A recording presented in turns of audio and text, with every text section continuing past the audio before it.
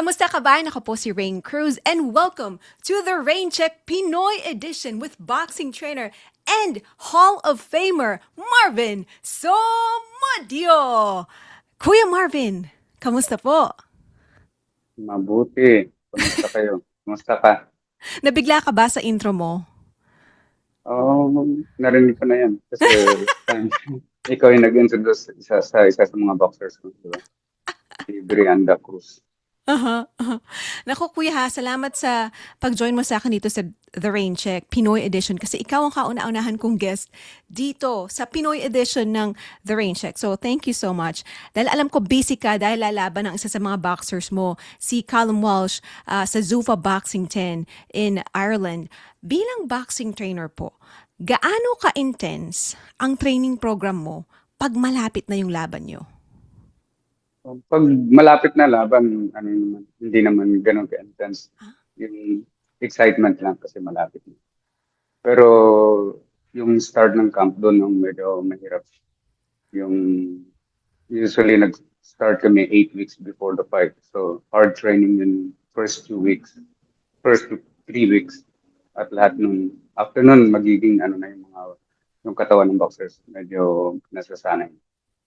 The last week before the fight, light training na. Oh, okay, okay. Then maybe to avoid injury po, no? Yes, tsaka ano na yun, nag-weight cut na kaya dapat light workout lang. Parang focus lang doon sa strategy and pagbawas ng timbang. Oh, okay, okay. Interesting. Pero kuya, maliban kay Callum Walsh, maraming boxers ang nagtitiwala sa galing mo bilang boxing trainer, ha? Nung una kita nakilala, like you mentioned earlier, coach ka ni Brianda Tamara Cruz, Mexican Olympian, undefeated boxer.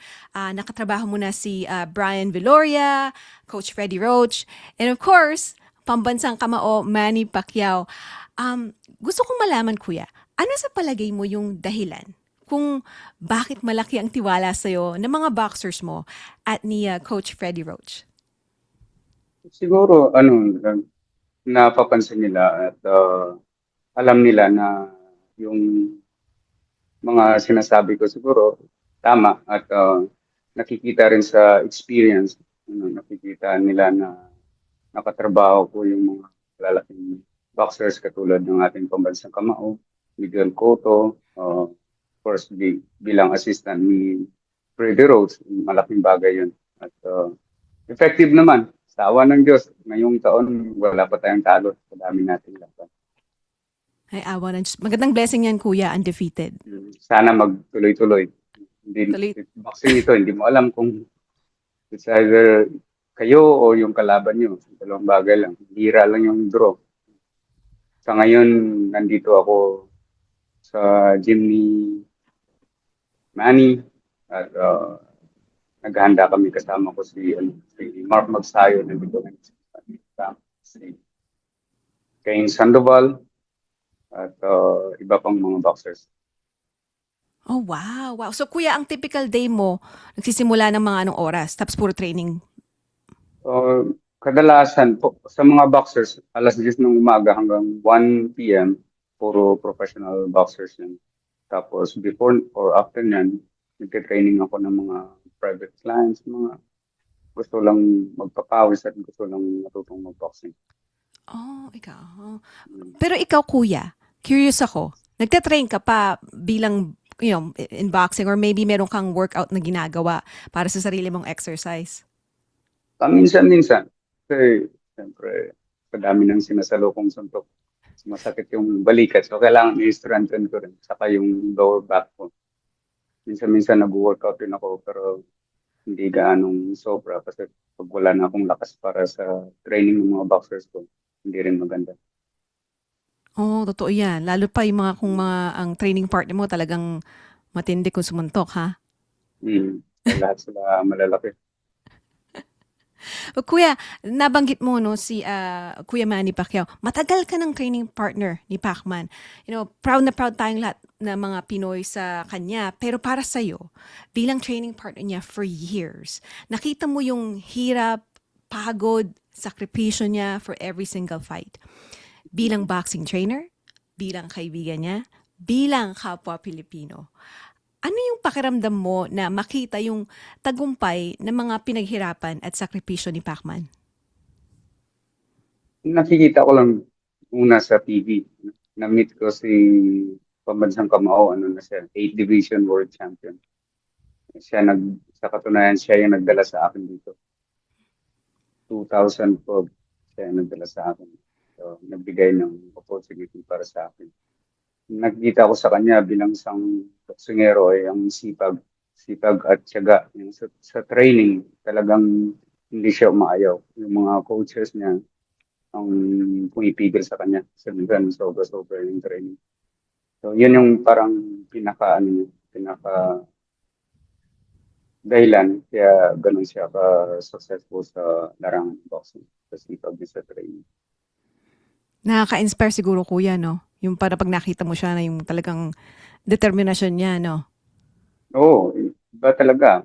Kahit hanggang ngayon, may edad na, pero ganun pa rin siya kapag nasa gym, grabe pa rin yung training. Kaya nakaka-inspire talaga. At sa dami din ng mga taong natulungan lang, hindi lang sa boxing, pati sa labas ng ring, marami siyang natutulungan. Kaya yun ang gusto kong mangyari sa akin. Sana marami rin ako matulungan pagdating ng panahon. Uy, kuya ha, palagi ko marami ka naman ng natutulungan, you know. Ikaw, ang bait-bait mo. Nung una tayo nagkita, naalala ko, in-approach kita, sabi ko, kuya, boxer ka ba? Sabi mo, no. Trainer ako. Pero magmula noon, napaka-humble mo. You know, anytime na may tanong ako, you know, palagi kang, you know, available. Palagi kang may sagot. So, I think marami ka nang natulungan. Wala naman tayo dapat ipagmalaki. Binigyan tayo ng biyaya, dapat maging humble lang tayo kasi lahat ng bagay na binigay sa atin pansamantala lang din. So pag hindi mo inalagaan, pag hindi mo binigay sa iba, pagising mo sa umaga, magulat ka lang, wala na. Kailangan lang, maging mabait siguro at maging matulungin din. Totoo yan, kuya. Totoo yan. Naniniwala ako sa sinabi mo. Gusto kong, you know, malaman, kuya. Ano ang pinaka-paborito mong memory na kasama si Manny Pacquiao? Siguro yung training camp niya kay Brandon Rios, yun yung galing siya sa talo, tapos training at nakasama ako sa corner. Yun yung masasabi ko na, uy, part na ako ng history. So, yun lang yun. Akala ko yun last na. Pero natuloy-tuloy naman. Kaya yun yung pinakamaganda para sa akin. At siyempre, yung unang araw na nakilala ko sila at yung time na dinala niya ako dito sa Amerika. Yan lahat, nagbago ang buhay ko at yan, nakatulong ako sa pamilya ko. At nakakatulong din ako sa ibang mga boksingero dahil sa kaalaman ko. Ang ganda. Ang ganda naman niyan, kuya. Ilang taon ka na dito sa Amerika? 14 years ba? 14 years na. Oh, Dumating ako dito May 2012. oh, wow. Ang galing. Ang salamat kay Kuya Manny. And then ngayon na ipagpatuloy mo yung passion mo for boxing here. Oo. Kaya na-discover ko rin na marunong pala din ako. Marunong din pala ako magturo ng boxing. At saka na-improve dahil sa experience at pagtrabaho sa iba-ibang boksingero, iba-ibang panig ng mundo na re-recognize tayo dahil sa boxing. Kaya nagpapasalamat. At kuya, speaking of recognition ha, history maker ka rin katulad ni Manny Pacquiao kasi ikaw ang kauna-unahang Pilipino na trainer who got inducted into the U.S. National Boxing Hall of Fame. Congratulations ulit sa'yo, kuya. Ano yung naramdaman mo nung nalaman mo na part ka ng U.S. Boxing Hall of Fame Class of 2026? Nung tinawagan nila ako, siyempre hindi ako, parang nagbibiro lang yata ko sila. Kasi parang bago pa naman, hindi pa naman. Lalo na bilang trainer, titignan mo yung mga kasama mo. Bakit ako nandun? So parang yung parang hindi ako makapaniwala.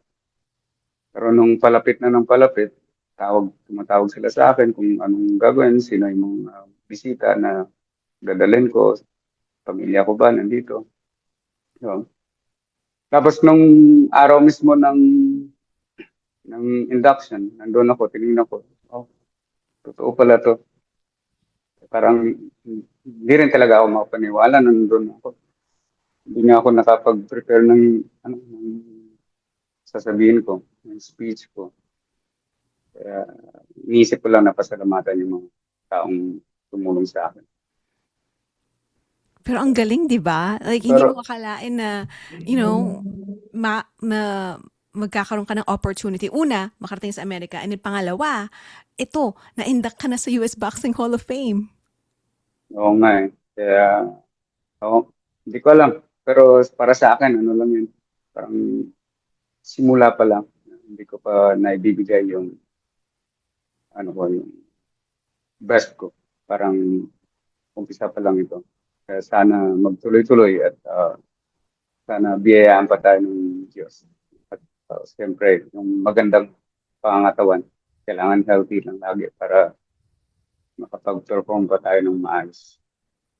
Amen to that, kuya. Amen to that. Okay, strict ka ba sa diet mo? Hindi, Filipino diet.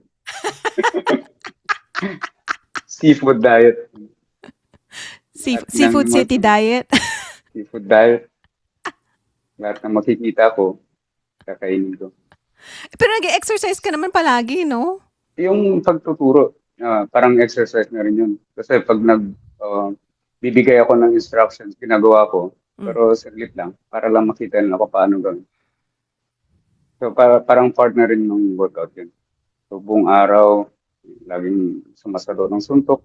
Mm. Mm. So, yung footwork, yung mga strategies, siyempre, ipakita mo sa boxers yun para maintindihan at gayahin nila. Mhm, mhm. Pero kuya, bago ka na-induct sa US National Boxing Hall of Fame, bago ka naging assistant ni Coach Freddie Roach at naging training partner ni Pacman, nagsimula ka sa bayan natin sa Pilipinas. Ano yung nagtulak sa'yo para subukan ng boxing? Nung bata ako, galing ako sa Iloilo. Uh, Doon ako pinanganak. So, yung parang away sa kalye, parang Mm. normal lang. Ang sabihin, pag may kasalubong ka ibang bata, sabihin ng mas matanda, uy, wakan mo yung tenga. Parang kasuntukan. Parang katuwaan lang, kahit magkakaibigan, nagsusuntukan. Pero siyempre, bata ka pa, hindi mo talaga naintindihan bakit gano'n. Nung pumunta ako sa Baguio, high school, yung kaklase ko, in-invite ako sa boxing gym nila. Sumama ako. Tapos yung coach nila, si Coach Boy Katoliko, yan yung pinakaunang nagturo sa akin. So, pinasama niya ako sa kaklase ko. Tapos nag-training. Doon ako nagsimula hanggang sa naging part ako ng Philippine team. 4 years ako sa Philippine team. Kasama ko yung mga Olympians, kasama ko yung mga gold medalist ng Asian Games, SEA Games. Pero sa samang palad, hindi tayo naging successful sa amateur. Pero nagpapasalamat ako sa mga coaches at sa Philippine team dahil doon nagkaroon ako ng experience na tuto ako sa boxing, yung fundamentals ko na napakaganda hanggang ngayon ay na-share ko sa mga boxers na tinuturuan. So, Pero hindi kuya, man tayo nag-ano ka, pinalad, ay sorry hindi kuya, man tayo. nag-ano ka rin, di ba? Nag-professional boxing ka rin?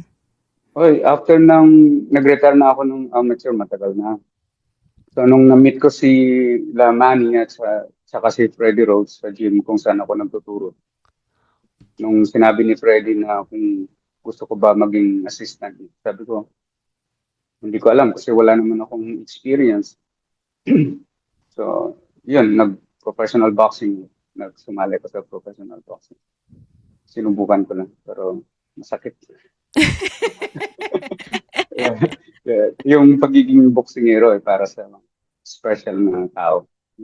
Kung madali, di lahat tayo professional boxers. Kaya maganda rin yung experience ko sa professional boxing. Kahit gaano ka kagaling, darating araw may mas magaling sa iyo kapag hindi ka nag-training. Totoo yan, kuya. Tsaka, Mm. mas palagay ko ha, kaya maganda yung mga natutunan mo bilang professional boxer, bilang amateur boxer. I think naipapasa mo yung knowledge na yan sa mga boxers mo. Kasi naranasan mo eh. Tama, kasi lalo na sa pagkuha ng timbang, nung nasa amateur ako, walang proper diet. No? Matagal, bago ka kumuha ng timbang, hindi ka lang iinom. Halos ilang araw hindi ka iinom ng tubig para gumaan yung timbang mo, pero hindi dapat. May tamang proseso ang weight cut. Tapos kailangan alamin mo yung iniisip ng boxers mo bago pag nasa ring. Kasi minsan bumibigay yung utak o yung katawan kaya naman. Meron ding kayang-kaya ng utak, pero yung katawan bumibigay. So doon mo laman kailangan yung safety ng boxers. Kailangan kilala mo sila. Yung iba naman hanggang sa mamatay, lumalaban. Yun yung na-experience ko yun bilang coach. Yung pinakaunang boxer na tinuruan ko sa Pilipinas. Ewan ko kung narinig mo yung Anong nangyari, balita. kuya? Yung kung naalala mo si Carlo Maquinto, Parang pamilyar ate pangalan, okay. yun yung pinakaunang boxer na tinuruan ko Aha. na may nangyari na aksidente habang lumalaban. So nakikita ko lumalaban naman, kaya naman. After ng announcement, draw, ayun, nag-collapse, dinala sa ER at sa Mang Palad, namatay 1 week Mhm. after the fight. Kaya hindi ganun kadali. Yun lang, lalo na yun ang pinakaunang boxer na tinuruan ko. Masakit sa akin, sinisi ko sa sarili ko. At siguro ayaw ko na nga sana yung pagpatuloy. Kaya lang lumakas loob ko dahil sa mga nagsasabi na hindi daw ako marunong. Nandun ako, bakit hindi ko tinigil yung laban. At itong opportunity nangyari. Kaya nung pagpunta ko dito sa isip ko pala ang galingan ko para may pakita ko na marunong talaga ako. Mhm. Mhm. Hindi lang ano, na accident dahil may accidental bibigay mo. Oh. Kuya, Daming bagay. ano yung nagtulak sa'yo na para ipagpatuloy pa rin na, nabanggit mo na gusto mong patunayan na marunong ka, ganun. Pero, deep down sa'yo, ano yung parang um, nakatulong sa'yo para talagang bumangon at, tulungan yung sarili mo na, okay, pagpapatuloy ko ang pagiging boxing trainer. Um, Nag, nag-counseling ako. Kaya pasalamat ako doon sa dating boss ko si Sir Anson Q. Dinala niya ako sa counseling kasi ayaw ko na sana. Kaya malaking tulong ng uh, babae sa simbahan, nakalimutan ko yung pangalan. Pero yun yung tumulong sa akin para bumalik at ipakita na marunong ako magturo at boxing may aksidente pero kung mas may alam ka ngayon, mas ma-prevent mo kung anong masamang mangyari. Mhm. So, Mhm. yun yung thank you, Sir Anson. Kamusta po? Thank you po sa inyo. Mm.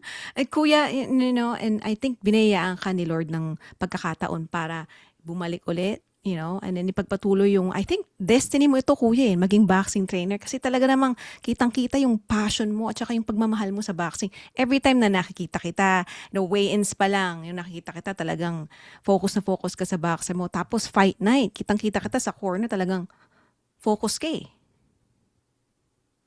So, kailangan kasi yun lang naman ang alam natin gawin. Yun ang dahilan kaya nandito tayo sa US. So, nakita mo, pag ngiti, masaya, nagjo-joke palagi, pero pagdating ng training, laban, masaya pa rin. At Kangiti pa rin. medyo medyo intense yung fight night. Kasi kailangan safe yung boxers natin at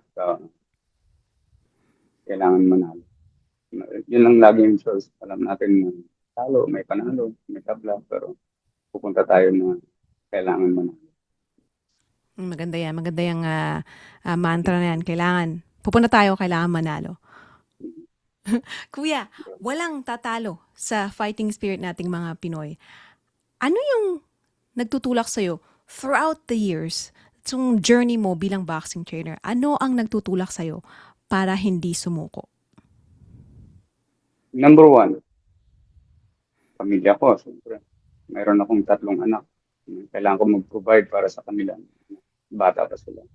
Minsan, nadi-discourage din ako. May uh, bagay na nangyari na napaka-disappointing. Pero lagi kong inisip, pag bumigay ako, paano na lang yung mga anak ko.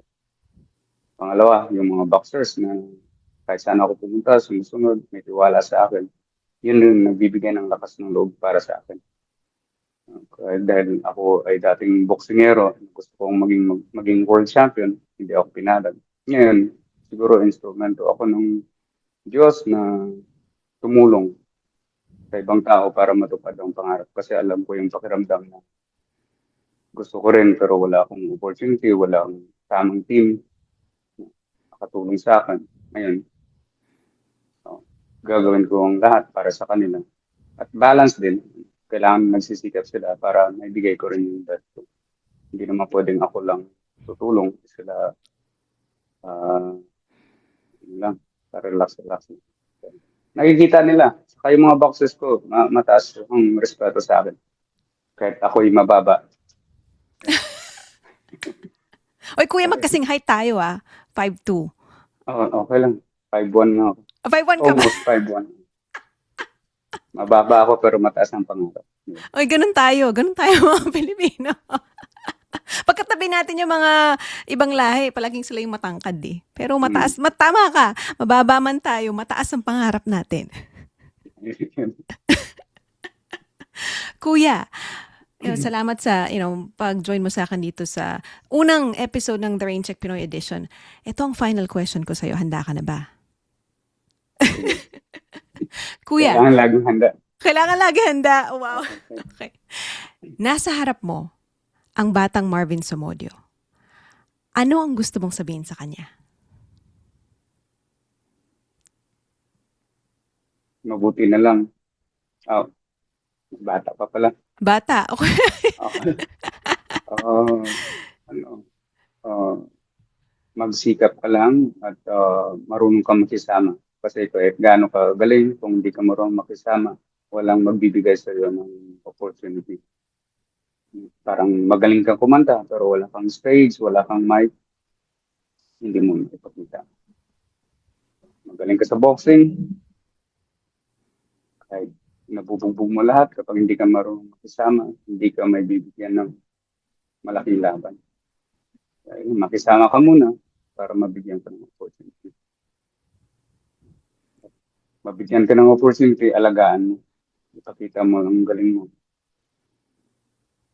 Wow. Marvin, magpakabait ka. Marvin, magpakabait ka. Yeah. Ang ganda, Kuya. Kuya, maraming salamat po sa pag-join mo sa akin dito sa The Rain Check Pinoy Edition, guys. I-follow nyo si Kuya Marvin sa Instagram at Marvin Somodio. At supportahan natin si Kuya Marvin at ang kanyang undefeated boxer na si King Callum Walsh na lalaban kay Tyler Denny sa Zuffa Boxing 10 ngayong August 8th sa Dublin, Ireland. Live po yan on Paramount Plus. Kuya, talagang history maker ka kasi first Pinoy trainer ka sa US Boxing Hall of Fame, ha? At first guest ka ng The Rain Check Pinoy Edition. Dagdag mo yan sa sa list of accomplishments mo. Thank you. At napakaganda ng show mo. Kasi mas madali lang sa akin. Tagalog yun. Kuya, ang layunin natin ma-promote ang ating mga kapwa Pilipino, dito sa world ng combat sports, ng boxing. So, salamat po sa oras nyo. Maraming salamat din sa iyo sa tiwala at suporta. Ay, Kuya, thank you po. Mga kabayan, siya po si Marvin Somodio. Ako si Rain Cruz. At ito ang The Rain Check Pinoy Edition. Kita-kits po tayo next time, mga kabayan. Bye-bye! Thank you.